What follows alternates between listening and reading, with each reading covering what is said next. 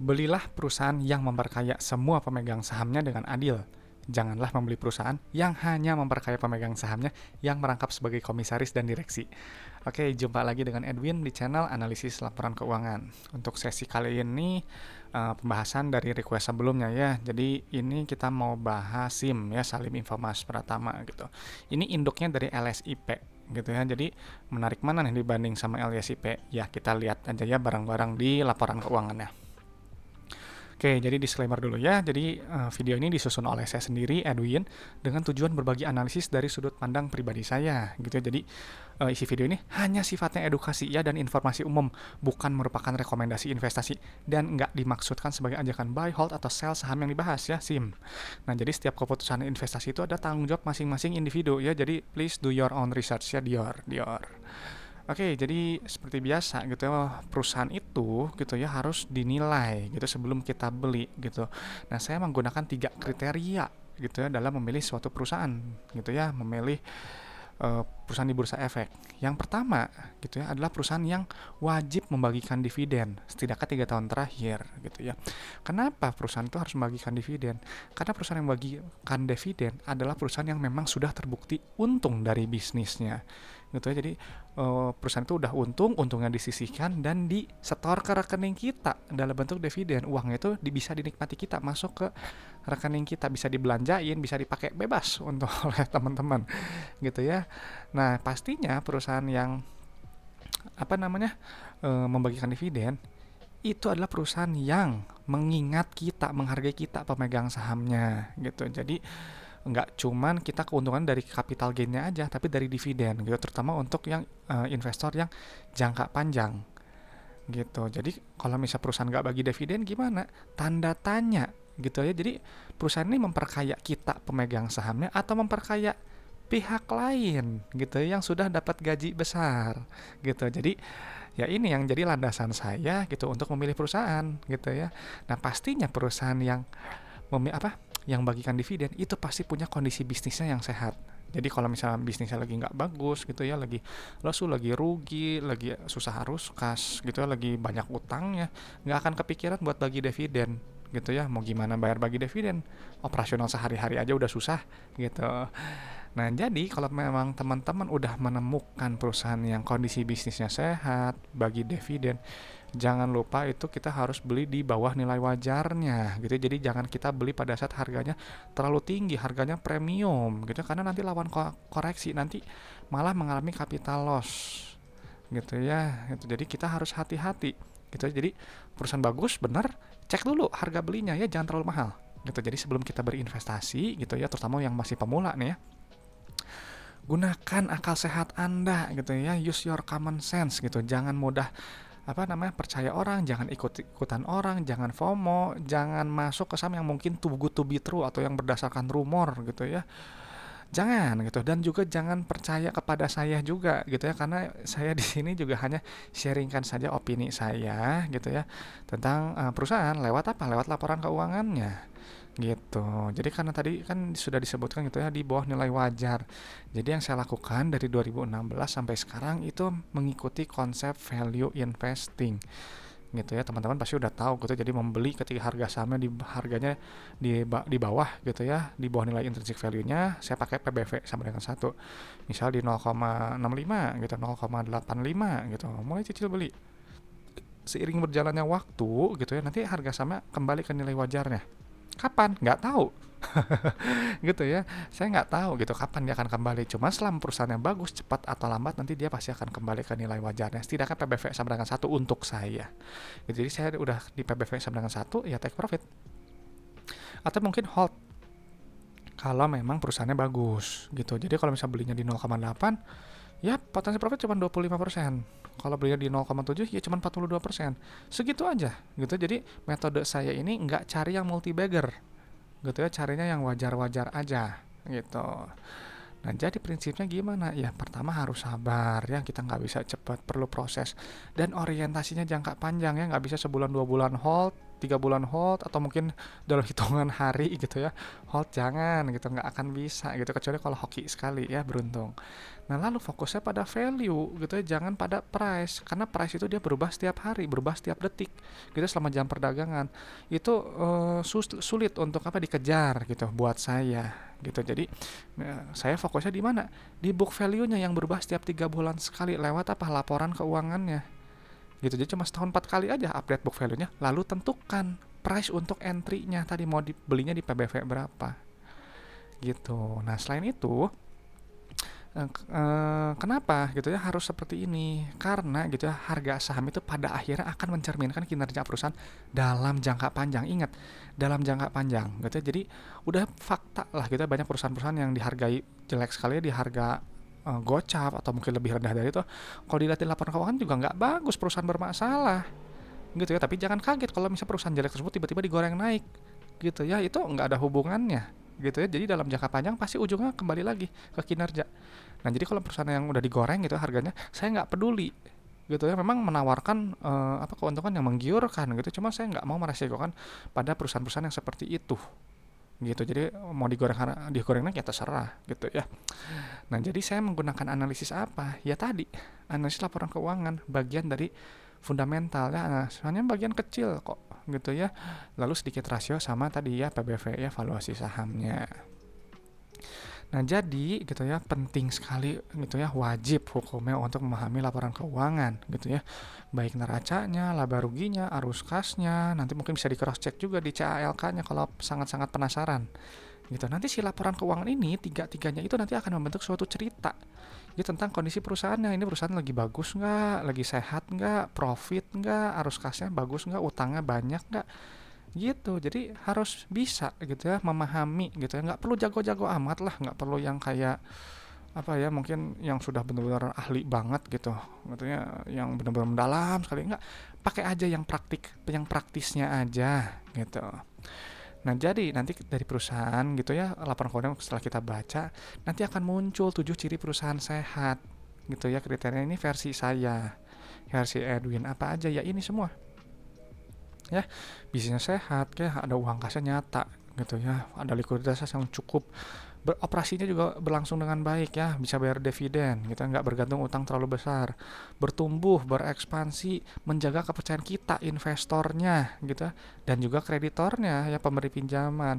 Dan kita ini akan diuntungkan lewat apa? Lewat valuasinya yang akan cenderung naik dalam jangka panjang, dan harga sahamnya yang stabil. Kalau misalnya ada penurunan dalam, nanti dia akan kembali lagi ya, karena memang perusahaannya bagus, dan kita pastikan membelinya di harga yang bawah gitu, di bawah gitu, jangan yang terlalu tinggi gitu, susah gitu ya. Jadi ini semua ciri-ciri perusahaan sehat ini semua nggak ada yang spesial, ini semua basic logic gitu. Kalau teman-teman yang punya bisnis pasti relate lah, ini nggak mungkin apa yang bertentangan dengan apa yang saya tulis di sini gitu. Nah, jadi nanti si SIM ini nanti akan saya screening dulu gitu ya, dengan 7 syarat utama gitu. Apa aja ya? Ini dividennya, saldo laba, PBV gitu ya, PER, CFO, CFI, CFF. Cuman yang utama memang PBV-nya, karena entry price yang saya pakai ya lewat PBV-nya, value-nya.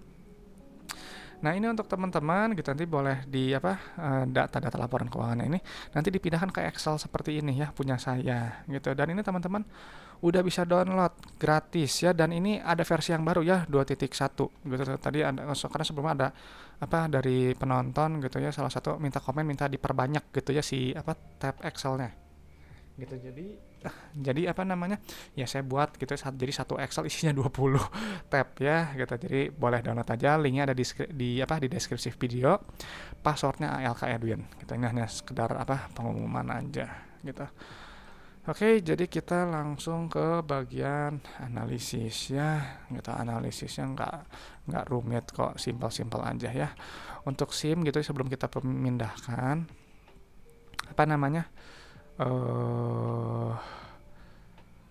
data-datanya gitu ya, pastikan dulu ini ini benar satuannya. Nah, ini nih satuannya udah benar ya, jutaan gitu. Nah, Jadi kalau udah gitu, cek yang pertama tadi apa? Dividen ya. Ini data yang udah dapat gitu ya. SIM ini 3 tahun terakhir dia bagi dividen. Artinya perusahaannya sudah lolos screening ya. Ini bagus, berarti dalam 3 tahun terakhir bisnisnya stabil menurut saya gitu ya. Jadi iya buktinya kan dari dividen dong gitu. Kalau dia bolong salah satu nih ya, nggak bagi dividen, langsung saya skip sahamnya, mati close laporan keuangannya, cari saham lain seperti itu. Berarti perusahaannya belum stabil. Nah, setelah dari dividen ini kan bagus tuh ya. Nah, kita cek di Kastara Kasnya. Nah, ini nilai yang paling atas ya. Ini ada dua tuh, ada berelasi sama pihak ketiga. Ini dijumlahkan aja. Gitu, kita jumlahkan dulu ya. Oke. Nah, ini ada kenaikan ya, berarti bagus gitu ya. Kalau kenaikan kas itu indikator yang bagus. Kenapa? Karena Kastara Kas ini adalah uang total yang berada di dalam dompet perusahaan. Gitu. Jadi kan perusahaan itu kan bayar supplier, bayar gaji, bayar bunga, bayar bla bla bla. Semua pakai uang tunai. Menerima pembayaran semuanya pakai uang tunai. Gitu. Jadi analoginya yang sederhana aja. Misalnya teman-teman punya dompet ya udah uang dalam dompet itu. Nah, itu Kastara Kasnya. Gitu ya. Nah, jadi setelah udah hitung Kastara Kas, langsung loncat ke bagian ekuitasnya. Cari yang namanya saldo laba. Nah, yang ini nih. Gitu ya. Oke, ini kita pindahin dulu. Kenapa gitu ya saldo laba ini penting gitu ya. Buat saya pribadi saldo laba ini adalah angka kunci, angka terpenting yang harus dilihat pertama kali untuk melihat perusahaan gitu ya, baik terbuka atau tertutup gitu. Jadi saldo laba ini apa? Saldo laba ini adalah total akumulasi keuntungan yang telah dihasilkan perusahaan di luar dividen yang dibagikan dari pertama kali beroperasi sampai sekarang 2025 Q2 gitu ya. Jadi SIM ini dari dulu pertama kali beroperasi sampai sekarang sudah menghasilkan profit 13,9 triliun di luar dividen yang dibagiin. Ini terbukti untung gitu ya. Kalau perusahaannya rugi melulu, nggak ada yang namanya saldo laba, adanya defisit, adanya akumulasi kerugian. Buat apa membeli perusahaan yang rugi melulu gitu ya. Jadi kalau buat saya nggak begitu suka saham yang turn around gitu. Jadi yang buruk tiba-tiba jadi naik gitu. Saya biasanya cek dulu udah terbukti nggak dia menghasilkan untung. Nah, udah terbukti untung baru nanti cari entry price-nya gitu ya. Tadi di bawah PBV kurang dari 1 gitu. Nah, udah dari saldo laba langsung ke ini ekuitas subtotal ya. Angkanya yang ini. Masukin juga KNP-nya ya, kepentingan non pengendali. Nah, ini udah keluar nih. Ada rasio saldo laba terhadap modal awalnya 1,32. Artinya apa? Artinya perusahaan ini gitu sudah menghasilkan total profit sebesar 1,3 kali modal awalnya. Jadi kalau teman-teman punya modal 1 miliar nih bisnis, sudah menghasilkan total profit 1,3 miliar di luar dividen yang udah dibagi. Ini artinya perusahaan udah balik modal ya, udah untung. Bagus gitu ya. Cari yang angkanya ya minimal 1 lah gitu. Tapi bukan berarti di bawah 1 itu jelek gitu. Kalau di bawah 1 itu menurut saya masih berkembang gitu ya, masih cari balik modal lah kayak gitu ya. Jadi ini udah terbukti untung dan ini PBV-nya 0,51 ya, potensi profitnya 96% gitu. Dan nih nilai tambahnya juga udah dihargai di bawah saldo labanya. Kita nilai tambah bagus. Ini perusahaannya sudah menurut saya menarik ya secara dari PBV-nya gitu. Nah, tapi ingat jangan mudah percaya dengan PBV, cek dulu laporan laba ruginya. Ini kan untuk mengukur profitabilitasnya ya. Pakai aja 3 kalau saya, revenue, gross profit, net profit. Saya jarang lihat yang lain gitu ya. Yang pertama revenue ya, pendapatannya, angkanya yang paling atas gitu. Angka yang paling atas ini revenue ini nilainya yang bagus itu harus naik, ada kenaikan. Artinya perusahaan ini bertumbuh. Jadi pertumbuhan perusahaan itu dihitungnya dari mana? Dari pendapatan.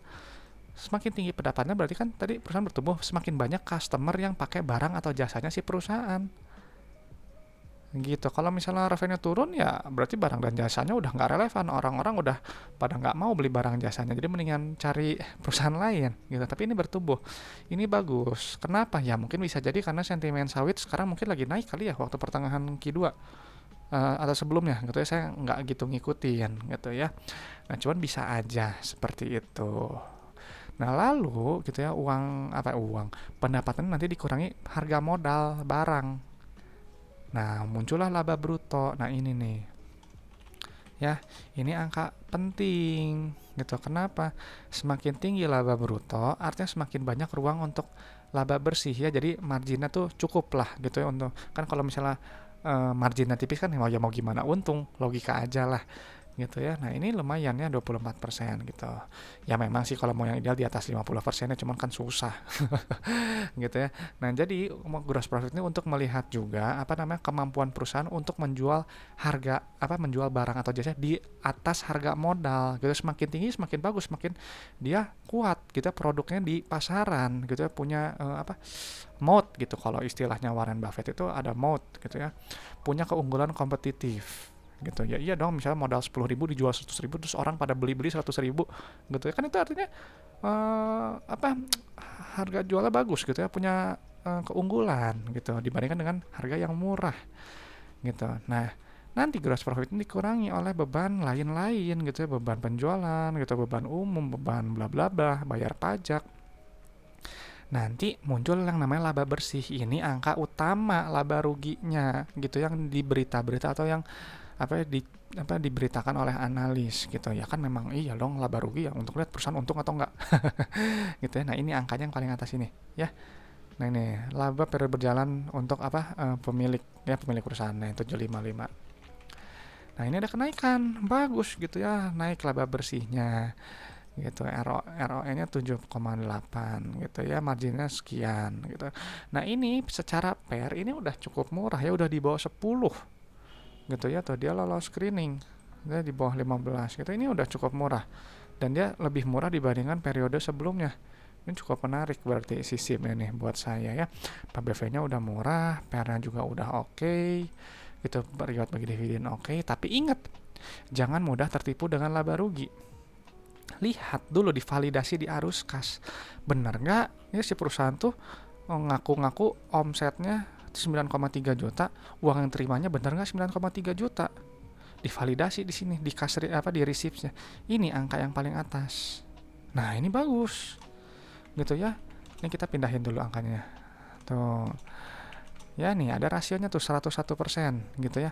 Artinya gampangnya gini, teman-teman jual produk 1 miliar ya, customer bayarnya 1 miliar 10 juta, lebih besar daripada harganya gitu. Artinya perusahaan ini berarti bagus gitu ya, customer dia bayar memang sesuai dengan harganya gitu. Nah, misalnya di perusahaan ini nih, perusahaan ini kan menjual 9,3 juta, tapi terima uangnya 9,5 juta. Selisihnya dari mana? Bisa jadi dari piutang-piutang yang sebelumnya belum tertagih.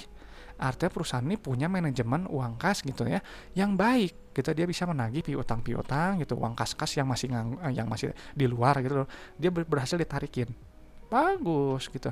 Kenapa gitu ya? Ini penting karena uang kas ini nanti digunakan untuk bayar ini supplier, beban operasi, gaji, bla bla bla.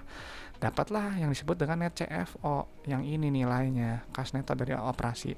Ini angka penting juga gitu ya. Artinya perusahaan ini menghasilkan uang tunai gitu. Jadi hati-hati terhadap perusahaan yang dia ngaku-ngaku omsetnya besar, laba bersihnya ada, tapi dia nggak uangnya itu habis untuk operasional.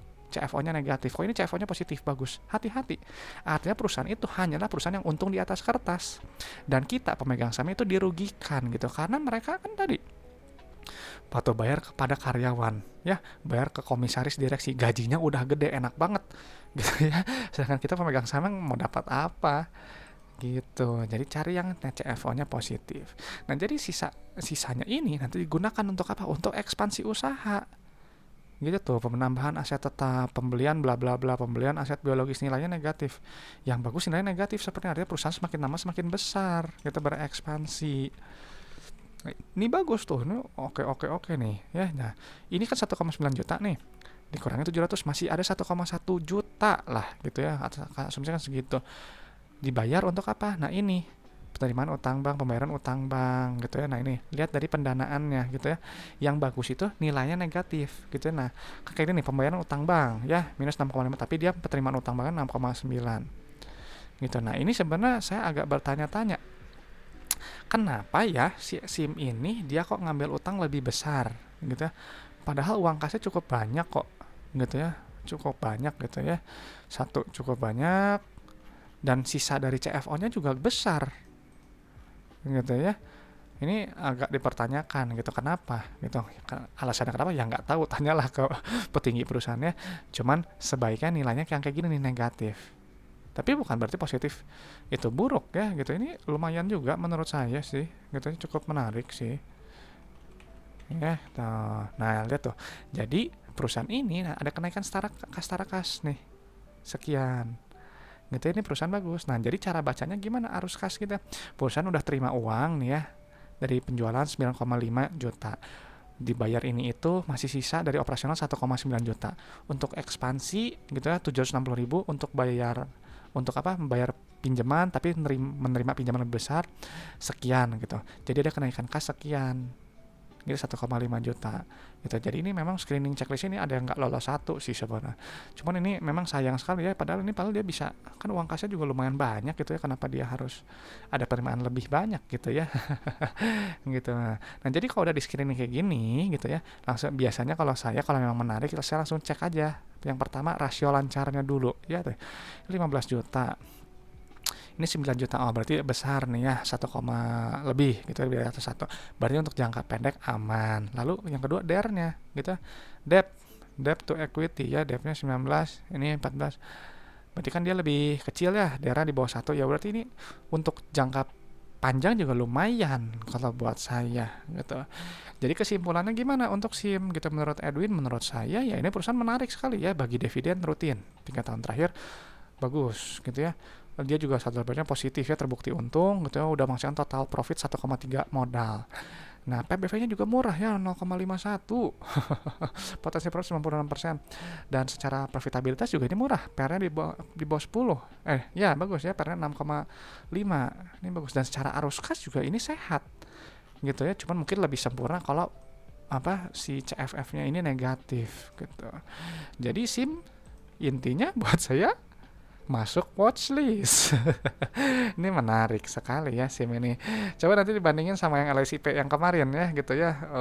Gimana tuh, menarik mana nih SIM sama LSIP? Jadi teman-teman nanti boleh, yang belum nonton belum lihat yang SIM gimana, nanti boleh itu ya, buka yang LSIP gitu, bandingkan sama yang SIM, lebih menarik mana gitu. Nah, jadi teman-teman, saya rasa untuk analisis SIM sih selesai sampai di sini gitu ya. Ini masuk watchlist lah, boleh juga nih. Nah, jadi teman-teman ya gitu. Kalau misalnya teman-teman ini kan saham request ya gitu. Jadi kalau teman-teman ada saham request juga, boleh komentar aja gitu ya, atau punya pertanyaan seputar investasi saham, komentar aja gitu ya, nanti saya respon gitu. Yang request nanti kita bahas, nanti saya atur gitu ya kapan mau dibahas gitu. Dan itu aja lah paling ya, semoga bermanfaat gitu ya. Semoga dari analisis saya ini bisa memperkaya pandangan teman-teman dalam menilai suatu perusahaan gitu. Oke teman-teman, saya rasa sesinya selesai sampai sini gitu. Saya Edwin dari channel Analisis Laporan Keuangan. Sampai jumpa di video-video berikutnya.